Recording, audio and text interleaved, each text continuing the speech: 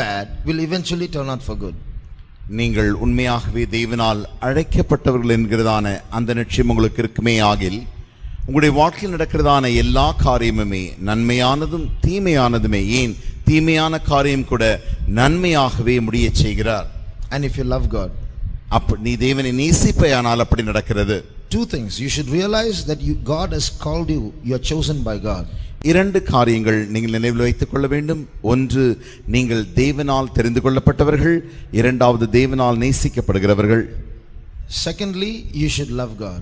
இரண்டாவது, நீங்கள் தேவனை நேசிக்கவளாயிருக்க வேண்டும். If these two things are there in your life, then everything in your life will turn out for good. இந்த இரண்டு காரியங்களும் உங்களுடைய ஜீவிதத்தில் இருக்குமே ஆகில் எல்லா காரியமுமே உங்களுக்கு நன்மையாகவே நடைபெறும்.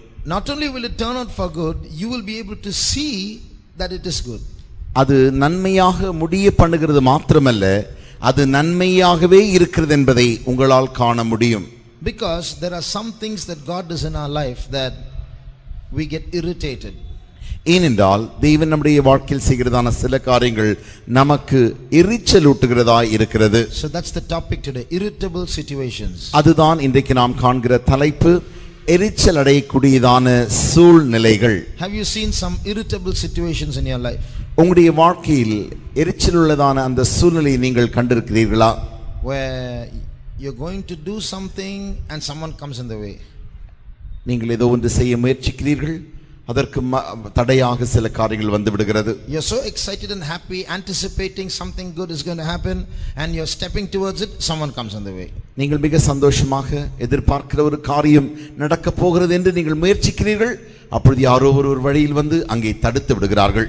Something happens and it's gone. இப்படி ஏதோ ஒன்று நடந்துவிட்டு இப்பொழுது அது போய்விட்டது. So these kinds of irritable situations come in our life. இப்படிப்பட்டதான எரிச்சல் அடையக்கூடிய சூழ்நிலைகள் நம்முடைய ஜீவியத்தில் வருகின்றன. Recently someone sent me a write up on what happened to Don Moen recently. சமீப காலத்தில் ஒருவர் எனக்கு எழுத்து மூலமாக எழுதி அனுப்பியிருந்தார். டான் மோரின் அவர்களுக்கு என்ன நடந்தது என்று எழுதி அனுப்பியிருந்தார். He and his family were going for a skiing expedition. அவரும் அவருடைய குடும்பத்தாரும் இந்த பனி சறுக்குக்காக அவர்கள் போய் கொண்டிருந்தார்களாம். And so he went out and then came in because he forgot something. அவர்கள் வெளியிலே இறங்கி திரும்பமாக ஏதோ மறந்து விட்டபடினால் உள்ளே வந்தார்களாம். He was already late. போவதற்கு ஏற்கனவே நேரம் தாமதமாகி விட்டதாம். He was rushing in, he took that and he was running out of the house when the phone started ringing. அப்படி அவர்கள் ஓடி வந்து வெளியே வரும்பொழுதுதானே திரும்பமாக தன்னுடைய வீட்டில் இருந்த தொலைபேசி மணி ஒலிக்க ஆரம்பித்தது. And he didn't know whether to pick it up or to ignore it. Finally he said, okay, maybe something important. He picked it up. இப்பொழுது போய் தொலைபேசியில் பேசுவதா வேண்டாமா என்கிற யோசனையில் இருந்து கடைசியாக ஒருவேளை முக்கியமான செய்தியாக இருக்கலாம் என்று சொல்லி அவர் போய் தொலைபேசி எடுத்து பேசினார். So he picked up, hello. இப்பொழுது அவர் தொலைபேசியில் பேச தொடங்கினார். And the person on the other end was an old lady, an old member of his group. How are you? He's all fine. Are you? All is fine. What's the matter now? தொலைபேசியில் மறுபக்கத்தில் பேசியவர்கள் ஒரு முதிர் வயதான ஒரு பாட்டி, அவர்கள் எப்படி இருக்கிறீர்கள் என்று சுகமா என்றெல்லாம் இவரை பார்த்து கேட்க இவர்கள் சொன்னார்களாம், எல்லாம் இப்பொழுது நன்றாக தான் இருக்கிறது, என்ன வேண்டும் சொல்லுங்கள் என்றார். I am praying for you and your ministry. அப்பொழுது அந்த தாய் சொன்னார்களாம், நான் உங்களுக்காகவும் உங்களுடைய ஊழியத்திற்காகவும் ஜெபித்துக் கொண்டிருக்கிறேன். Okay, I'm in a hurry now. I want to go. Anything important? இப்பொழுது இவர் சொன்னார், நான் இப்பொழுது போக வேண்டிய அவசரமான நிலவரத்தில் இருக்கிறேன், உங்களுக்கு ஏதாவது முக்கியமான காரியம் உண்டோ என்று கேட்டார். Oh, you're going now, is it? Shall I have a word of prayer over the phone now for you? நீங்கள் இப்பொழுது போகிறீர்களா? பரவாயில்லை, உங்களுக்காக நான் ஒரு வரிசை வார்த்தை ஜெபம் செய்யட்டுமா என்று அந்த தாய் கேட்டார்களாம். He said, all right. இப்பொழுது இவர் சரி என்று சொல்லிவிட்டார். Going on praying and praying and praying over the phone. அவர்கள் அந்த தொலைபேசியில் ஜெபித்து கொண்டே இருக்கிறார்களாம். Finally, when the prayer was over, he was so relieved. Oh, thank you so much, and put on the phone and ran. இப்பொழுது தொலைபேசி அந்த ஜெபம் முடித்த மாத்திரத்தில் இப்பொழுது இவருக்கு ஒரு நன்றான ஒரு உணர்ச்சி உண்டாகி, சரி நான் இப்படி வைக்கிறேன், நான் போகிறேன் என்று சொல்லிவிட்டார். So sometimes there are some irritable situations like that. இப்படிப்பட்டதான எரிச்சலூட்டுகிறதான சில சம்பவங்கள் நடைபெறுகின்றன. To make a long story short, when he went skiing, he fell into a pit and broke his back. இந்த முழு சம்பவத்தை நான் சுருக்கி சொல்ல விரும்பினால், இப்படி டான் மூனர் அவர்கள் போய் கொண்டிருந்த பொழுது அந்த சனிப்பரி சறுக்குக்காய் போய் கொண்டிருந்த வேளையில் ஒரு பெரிய குழியிலே அவர்கள் விழுந்து தன்னுடைய முதுகெலும்பை உடைத்து கொண்டார்களாம். When he was being examined in hospital, அவர்கள் இப்பொழுது ஆஸ்பத்திரியிலே சோதிக்கப்பட்ட பொழுது they said your bone is broken, உன்னுடைய எலும்பு உடைந்திருக்கிறது. but if it had broken one more 16th of an inch, you would have been on a wheelchair for the rest of your life. உங்களுடைய எலும்பு உடைந்து விட்டது, இன்னும் ஒரு துளி மாத்திரம் அதிகமாக உடைந்திருக்குமே ஆகில் உங்கள் வாழ்க்கை எல்லாம் நீங்கள் தள்ளுவண்டியில் தான் போக வேண்டியிருக்கும் என்று சொல்லிவிட்டார்களாம். So then he realized that long prayer saved me 1/16th of an inch. If that lady hadn't prayed, I would have been on my wheelchair for the rest of my life. இப்பொழுது இவர்கள் உணர்ந்தார்களாம், ஆம், அந்த தாய் ஜெபித்தார்களே, அந்த நீண்ட ஜெபமானது என்னுடைய அந்த எலும்பின் அந்த ஒரு துளியை இப்பொழுது பாதுகாத்தது. அதை மாத்திரம் பாதுகாக்காமல் போயிருக்குமே ஆகில் என் வாழ்க்கையெல்லாம் நான் தள்ளு நாற்காலியில் தானே இருந்திருக்க வேண்டும். Irritable situations, yes, but all things work together for good to them that love God. இப்படிப்பட்டதான் எரிச்சல் ஊட்டுகிற சூழ்நிலை உண்டாகிறது உண்மைதான். என்றாலுமோ தேவனால் அன்பு கூறுகிறவர்களுக்கு சகலமும் நன்மைக்கு ஏதுவாகவே நடைபெறுகின்றன. So when God comes in the way of our happiness quite often, அநேக முறை தேவன் நம்முடைய சந்தோஷத்தின் அந்த மத்தியின் வழியிலே குறுக்கிலே வருகிறார். you will feel angry with God. Why is he doing such things? அப்பொழுது உங்களுக்கு உடனடியாக தேவனிடத்தில் கோபம் வந்து, தேவனே ஏன் நீர் எனக்கு இப்படி எல்லாம் செய்கிறீர்? But God can see the whole picture and he is doing those things for a good purpose. ஏனென்றால் தேவன் உங்களுடைய முழு படத்தையும் காண்கிறவராய் இருக்கிறார். அப்படி அவர் உங்களுக்கு செய்ய வேண்டி இருக்கிறது. So we can see only a small picture. நாம் நம்முடைய வாழ்க்கையில் இருக்கிற அந்த குறுகிய நோக்கையே படத்தையே காண்கிறோம். Balaam could see only a small picture, but Balaam's ass saw a bigger picture. பிலேயாம் ஒரு சிறிய படத்தை அங்கு கண்டான், ஆனால் அவருடைய கழுதையோ ஒரு பெரிய காட்சியை காண்கின்றது. In the same way, when we go in the direction of our happiness, we see only a small portion. God sees something else that we can't see. அதே வண்ணமாக நாம் போகிறதான வாழ்க்கையில் அந்த சந்தோஷத்தை காணும் பொழுது அந்த சிறிய பகுதியை நாம் காண்கிறோம், ஆனால் தேவன் நம்முடைய முழு வாழ்க்கையின் காட்சியை காண்கிறவராய் இருக்கிறார். So in those situations, before we get the whole picture, we should learn to trust God that when he crisscrosses in our happiness, there is something good behind it. அப்படி நாம் போகிக் கொண்டிருக்கும் பொழுது சில நேரங்களில் நம்முடைய சந்தோஷத்தின் மத்தியிலே தேவன் குறுக்கிடும் பொழுது அவரே முழு காட்சியை நம்முடைய வாழ்க்கையில் அறிகிறவராய் இருக்கிறபடியினாலே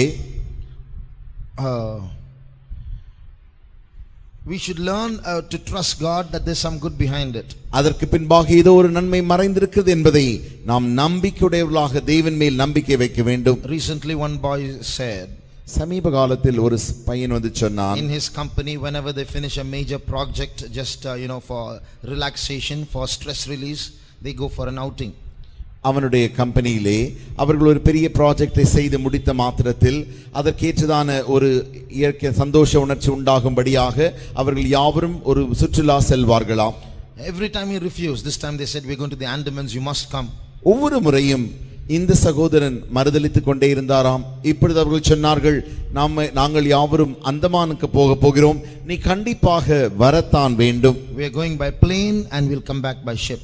நாம் போவது விமானத்தின் மூலமாக, திரும்பி வருவது கப்பலின் மூலமாக என்று சொன்னார்கள். So he was tempted. He's a believer, he's a child of God. He was tempted because he's never had a voyage by ship. அவர் ஒரு விசுவாசிதான் என்றாலுமோ அவர் கப்பல் பிரயாணம் இதுவரைக்கும் செய்யாதபடினாலே இந்த கப்பல் பிரயாணம் என்று சொன்ன மாத்திரத்தில் அவருக்கும் ஒரு அவரும் சோதிக்கப்பட்டார். So he wondering whether to say yes or no. இப்பொழுது ஆம் வேண்டாம் என்று எதை சொல்லலாம் என்று அவர் யோசித்துக் கொண்டிருக்கிறார். The next day in his Bible portion, the first chapter is reading, the Lord breaketh the ships of Tarshish. அடுத்த நாள் அவர் தன்னுடைய வேத பகுதி எடுத்து வாசித்துதான் அந்த முதல் வசனமே தேவன் தர்ஷீசுக்கு போகிறதான கப்பல்களை நொறுக்கினார். Now at this situations like this, you should take the message. இப்படிப்பட்டதான சூழ்நிலைகளில் நீங்கள் செய்தியை எடுத்துக்கொள்ள வேண்டும். You shouldn't immediately say these things happen often, shouldn't connect all this together. உடனடியாக இப்படிப்பட்ட காரியங்கள் எல்லாம் அடிக்கடி நடந்து கொண்டுதான் இருக்கிறது என்று சொல்லி அப்படி நாம் ஒப்பிட்டு பார்த்து இருக்க கூடாது. So you should understand the message from God. தேவனிடத்திலிருந்து வருகிறதான அந்த செய்தியை நாம் அங்கே புரிந்து கொள்ள So வேண்டும். our God is very popular in stopping some of our good enjoyable moments. நமக்கு இருக்கிறதான அந்த சந்தோஷமான அனுபவிக்கக்கூடியதான அப்படிப்பட்ட சூழ்நிலைகள் யாவற்றையும் நிறுத்துகிறதில் நம்முடைய தேவன் நல்ல தேவனாய் இருக்கிறார். But you should understand that your God is doing it for some good. ஆனால் நீங்கள் ஒன்றை புரிந்து கொள்ள வேண்டும், இது ஒரு நன்மைக்காகவே தேவன் உங்களுக்கு அப்படி செய்கிறார். When the Israelites were crossing the Red Sea, இஸ்ரவேலர்கள் சிவந்த சமுத்திரத்தை கடந்த பொழுது the Red Sea stood as a hindrance. இப்பொழுது சிவந்த சமுத்திரமானது ஒரு தடையை போல அங்கே காணப்படுகிறது. They couldn't go beyond cross the sea. இப்பொழுது அவர்களால் இந்த கடலை கடக்க முடியவில்லை. Now the enemies are chasing them. சத்துருக்கள் இவர்களை துரத்தி கொண்டு வருகிறார்கள். But now what happens is the same sea that is a hindrance to them is now becoming a wall of protection to them. அவர்களுக்கு எந்த கடலானது தடையை போல இருந்ததோ அதே கடல் இப்பொழுது பிளந்து அவர்களுக்கு வால் ஒரு சுவராக அவர்களை பாதுகாக்கிறது. The same sea that was hindering them now becomes a wall of protection, facilitating their progress. அவர்களுக்கு தடையாயிருந்த அதே கடலானது இப்பொழுது இவர்களுக்கு போகும்படி பாதை உண்டாக்கும்படிக்கு அதே கடலானது சுவராய் நின்று இவர்களை காக்கிறது. So not only did the Red Sea become a wall of protection, இந்த சிவந்த சமுத்திரமானது அவர்களை பாதுகாக்கிற சுவராய் மாறினது மாத்திரமல்ல, it became the destroyer of the enemy. அதே அந்த கடலானது சத்துருக்களை அழிக்கக்கூடியதாய் மாறி விடுகிறது. So the ability of God to turn bad situations into not only protective situations but situations that destroy the adversary, we must recognize. நாம் ஒரு காரியத்தை புரிந்து கொள்ள வேண்டும். மோசமான சூழ்நிலைகள் தேவன் மோசமான சூழ்நிலைகளை நமக்கு பாதுகாக்கிற சூழ்நிலைகளாக மாற்றி மாத்திரமல்ல நம்முடைய சத்துருக்களை அழிக்கக்கூடிய சூழ்நிலைகளாக தேவன் அதை மாற்றுகிறார். Sometimes some young people get trapped in some snares. சில முறை சில வாலிபர்கள் சில கண்ணிக்குள்ளாக மாட்டிக்கொள்கிறார்கள். Especially love affairs.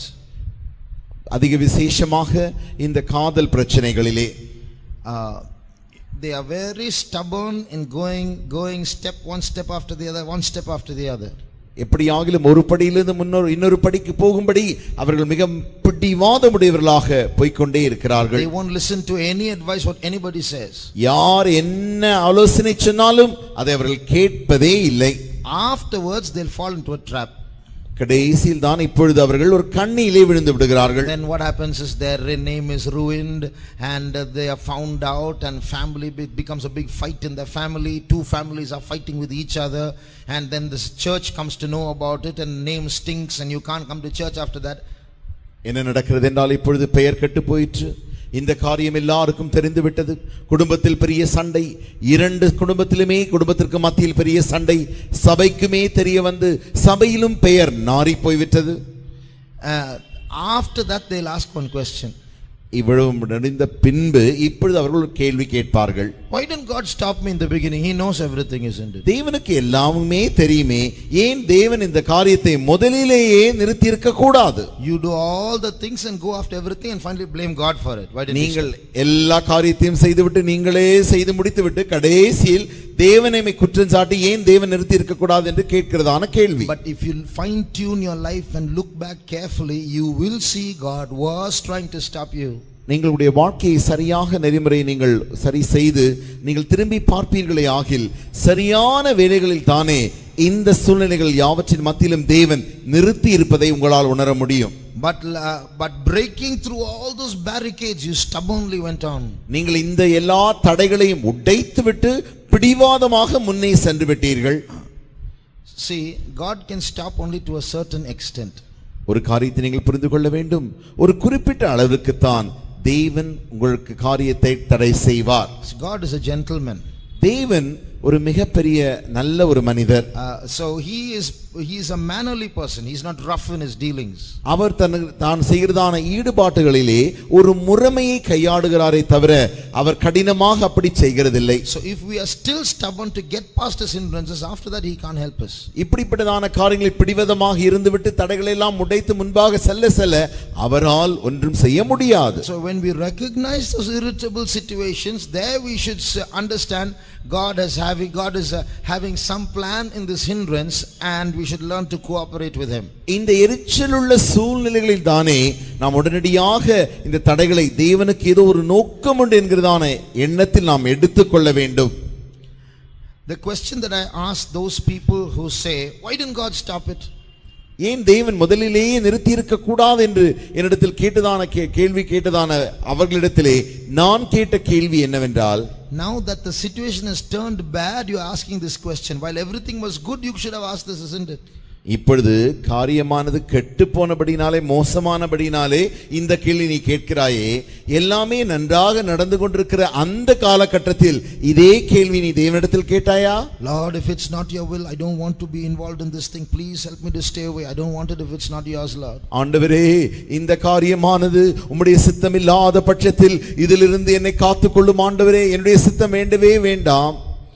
So the point that we are going to pray for now is God should give us an eyes to recognize those situations where he is hindering us, because he sees something we can't see. நாம் இப்பொழுது ஜெபிக்க போறதான ஒரு காரியம் என்னவென்றால், தேவன் ஏதோ நம்முடைய வாழ்க்கையின் மத்தியிலே இப்படிப்பட்டதான எரிச்சலூட்டுகிறதான சூழ்நிலை கொண்டு வரும் பொழுது அங்கே ஏதோ நன்மை இருக்கிறபடினாலே அந்த காரியத்தை காண்கிறதான கண்களை நமக்கு தர வேண்டும்.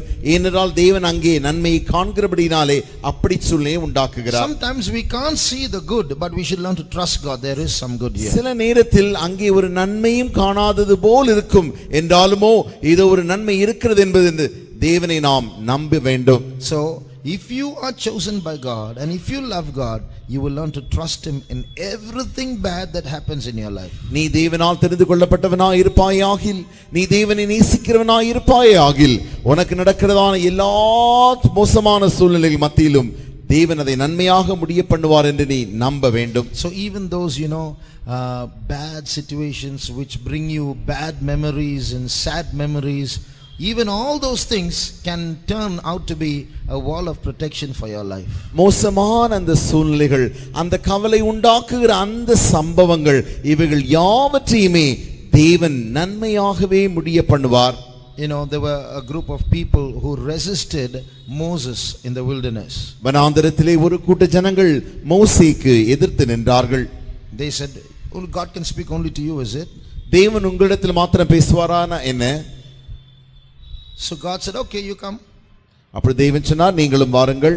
You come to the tabernacle tomorrow, we'll see whom God will accept. Moses said. அப்பொழுது மோசே சொன்னார், நீங்கள் யாவரும் ஆசரிப்பு கூடாரத்திற்கு வாருங்கள், அங்கே தேவன் யாரை ஏற்றுக்கொள்கிறாரா இல்லையா என்பதை காணலாம். So they brought their censers with incense in it. அவர்கள் யாவரும் தங்களுடைய கைகளில் தூபபீடங்களை கொண்டு வந்தார்கள். A fire came out from God's presence and consumed and killed those 250 people with their 250 censers. தேவனுடைய அந்த ஆசரிப்பு கூடாரத்திலிருந்து ஒரு அக்கினி புறப்பட்டு அந்த 250 பேர்களுடைய தூபபீடத்தை கையில் வைத்துக் கொண்டிருந்தார்களே, அவர்கள் யாவரையும் அது பட்சித்து போட்டது. So those censers were lying in that fire. அந்த அக்கினியின் மத்தியிலே இப்படி இந்த தூபபீடங்கள் விழுந்து கிடக்கின்றன. God told Moses, take all those censers, beat them into plates, join them together and make a cover for the altar.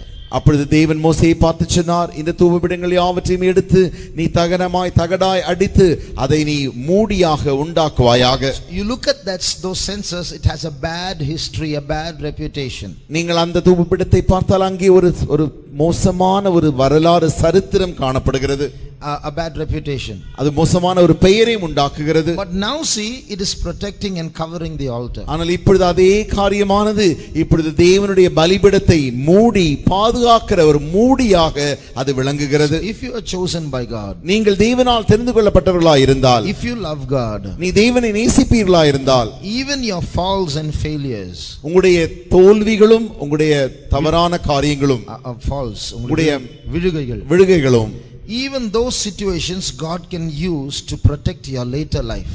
இந்த இப்படிப்பட்டதான சூழ்நிலை யாவற்றையும் உன்னுடைய பின்னால் இருக்கிறதான அந்த காலத்தை காக்கும்படிக்கு அது உதவி செய்யும். It will, that black spot in your life will make you so careful later on, you will never fall. உங்களுடைய வாழ்க்கையில் இருக்கிறதான இந்த கருப்பு புள்ளியானது பிற்காலத்தில் நீங்கள் விழுந்து விடாதபடிக்கு அது உங்களுக்கு எச்சரிக்கையாக அவ்வளவு கவனமாய் இருக்க செய்யும். Shall we close our eyes? நம்முடைய கண்களை மூடுவோமா? All things work together for good. எல்லா காரியமும் நன்மைக்கு ஏதுவாகவே நடைபெறுகிறது. If God has chosen you, if you love God. தேவன் உங்களை தெரிந்து கொண்டால், நீங்கள் தேவனை நேசித்தால். So in this week, if you see any irritable situation, இந்த வாரத்தில் தானே ஒரு அப்படி எரிச்சல் உண்டாக்குகிற ஒரு சூழ்நிலை நீங்கள் காண்பீர்களே ஆகில், immediately God should bring, the Holy Spirit should bring this word to memory. உடனடியாக பரிசுத்த ஆவியானவர் இந்த வசனத்தை உங்களுடைய ஞாபகத்தில் கொண்டு வர வேண்டும். I shouldn't be stubborn now. நான் இப்பொழுது பிடிவாதமாய் இருக்க கூடாது. I shouldn't, God is ordaining this hindrance for some reason. இந்த தடைகளை தேவனே ஏதோ ஒரு காரணத்தின் நிமித்தம் கொண்டு வருகிறார். There's some good here. ஏதோ ஒரு நன்மை இங்கே இருக்கிறது. Trust God. தேவனை நம்புவோமாக. That boy who wanted to go by ship, next day he went and told his people, no, I'm not coming.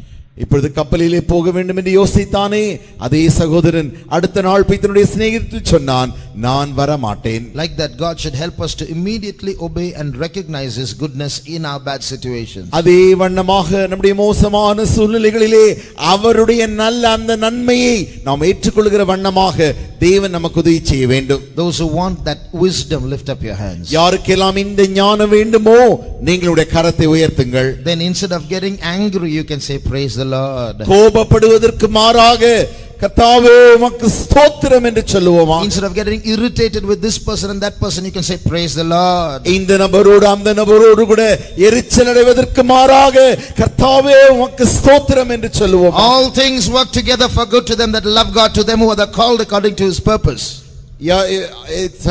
சகலமும் தேவனால் அழைக்கப்பட்டவர்களுக்கு நன்மைக்கு ஏதுவாகவே நடைபெறுகிறது.